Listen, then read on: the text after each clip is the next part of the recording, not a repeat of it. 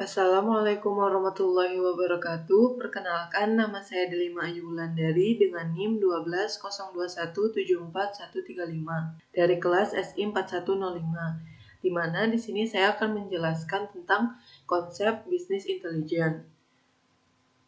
Nah, jadi saya di sini akan membahas apa itu bisnis intelijen dan OLTP.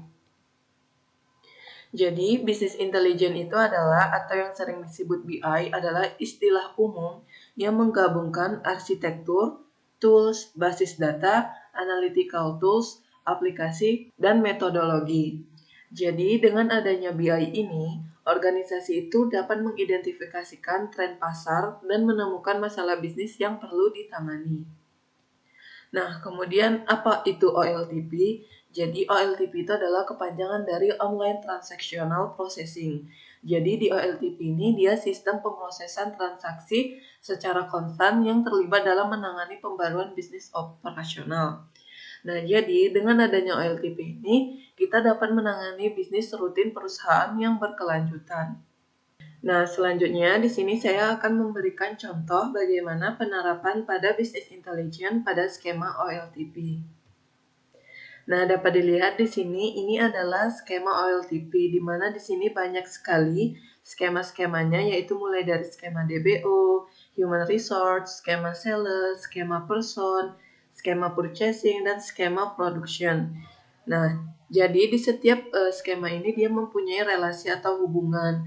Karena apa? Karena di setiap skemanya ini mereka mempunyai yang namanya itu adalah primary key.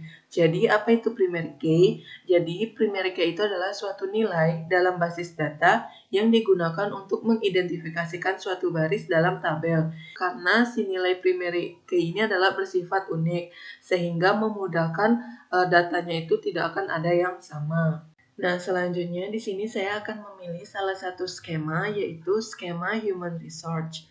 Nah, dapat dilihat di sini, pada skema Human Research ini dia mempunyai 6 tabel, yaitu ada tabel Employee Department History, kemudian tabel Department, tabel Shift, tabel Job Candidate, kemudian tabel Employee, dan terakhir adalah tabel Employee Pay History. Nah, di mana setiap skema yang ada di Human Research ini pada tabelnya itu dia mempunyai hubungan atau saling berelasi. Contohnya yaitu pada tabel Employee Department History, di mana dia di sini mempunyai 3 hubungan pada tabel atau relasi, yaitu ada pada tabel Department, tabel Shift, dan tabel Employee. Nah, di mana pada tabel misalnya ini pada tabel Department, dia mempunyai primary key yaitu Department ID, di mana primary key pada tabel Department ini dia menjadi foreign key pada si tabel Department History, yaitu Department ID.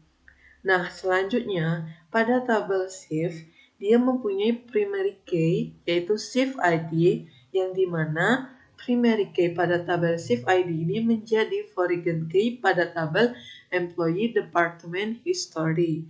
Sama pun halnya pada tabel Employee, di mana dia mempunyai primary key yaitu Business Entity ID, yang dimana pada tabel Employee Department History ini dia menjadi foreign key yaitu Business Entity ID. Nah, contoh selanjutnya itu ada pada tabel Job Candidate, di mana pada Job Candidate ini dia mempunyai primary key yaitu Job Candidate ID, yang dimana dia mengambil data atau foreign key pada tabel Employee yaitu Business Entity ID. Sama pun halnya pada tabel Employee Pay History, dia mengambil primary key pada employee yaitu Business Entity ID sehingga berubah menjadi foreign key.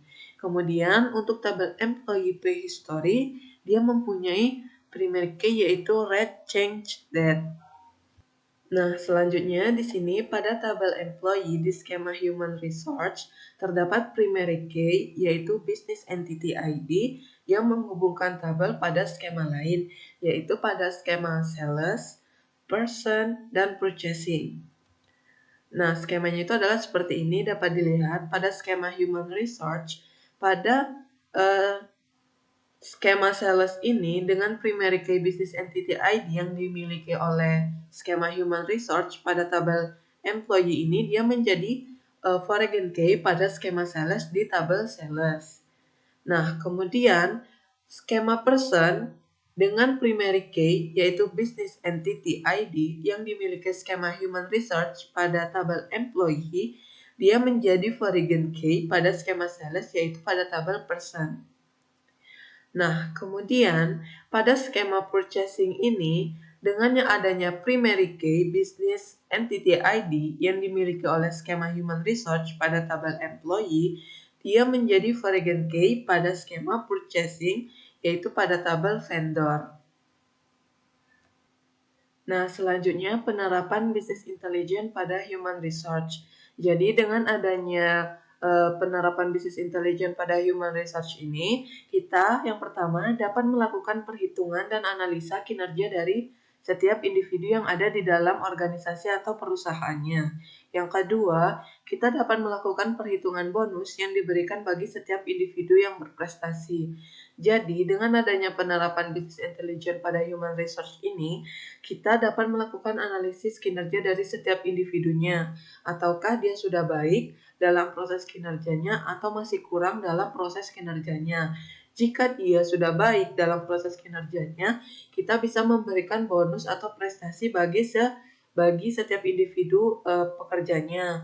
Nah, jika setiap individunya itu masih kurang dalam proses kerjanya itu, kita bisa melakukan proses pelatihan atau sertifikasi bagi setiap individu yang masih kurang dalam kinerjanya.